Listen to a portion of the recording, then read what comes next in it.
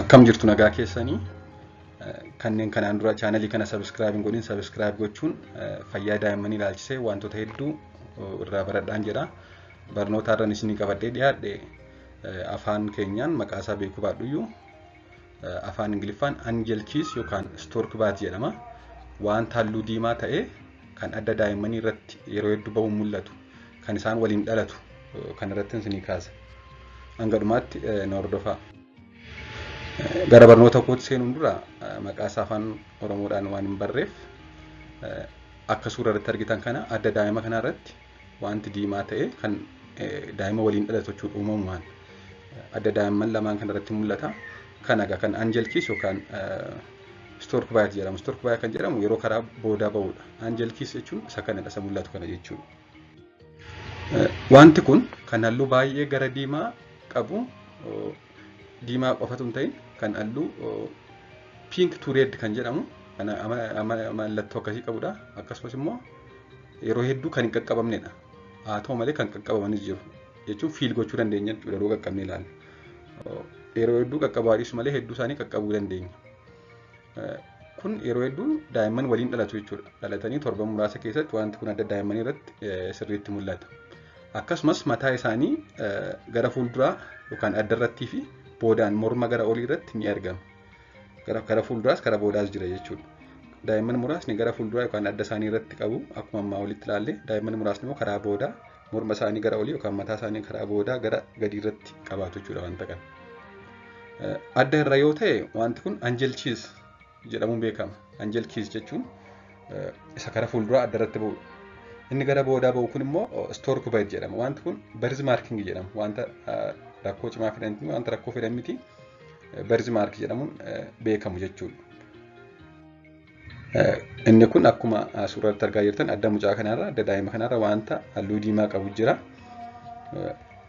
Inni lammaffaa immoo karaa boodaa morma gara olii yookaan mataa gada gadiirra wanta diimaa ta'e jira. Wanti kun inni jalqabaa inni addarra jiru Angel Keys jedhama. Inni lammaffaarra jiru immoo Stork Bath jedhamuun beekama. Wanti kun birth marking jedhamu daa'imman hedduuti qaba wanta kana.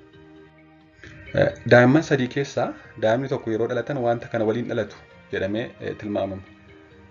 Daa'imni sadii yoo dhalatan isaan keessa daa'imni tokko wayi fuuldura wayi karaa boodaa Angel Keys yookaan Stork Bath kan jedhamu kana qabu jedhama. Haa ta'u malee garaagarummaan saayizii jira. Tokko tokko guddaa qabu, tokko tokko immoo xiqqoo qofa qabu jechuudha. Wanti kun kan dhufu sababa uumamaan babal'achuu yookaan bakka tokkotti baay'achuu ujummoo dhiigaa xixiqqoo ta'an kanneen kaapileerii jedhaman jiru. Isaan kanatti saayizii isaanii babal'atee akkasumas bakka tokkotti baay'atee ba'ee mul'ata jechuudha.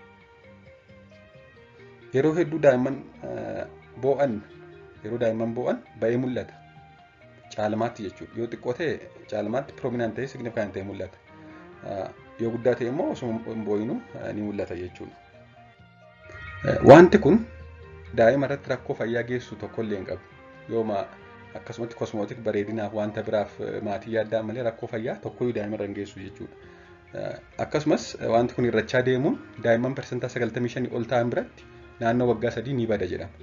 Daa'imman persentaa 95 ol ta'an biratti irrataa saayiziin isaa dikriis godhaa irrataa deemuun naannoo waggaa 3 daa'imman hedduu biratti guutummaatti ni bada. Haa ta'u malee maatiin tokko maa jedhu erga guddatanillee erga waggaa 7-8 ta'anillee yeroo daa'imman boo'an yookaan yeroo fuula isaanii walitti guduunfan xiqqoo mul'achuu ni danda'a jedhu. Kun stiil kan rakkoo hin qabnedha jechuudha.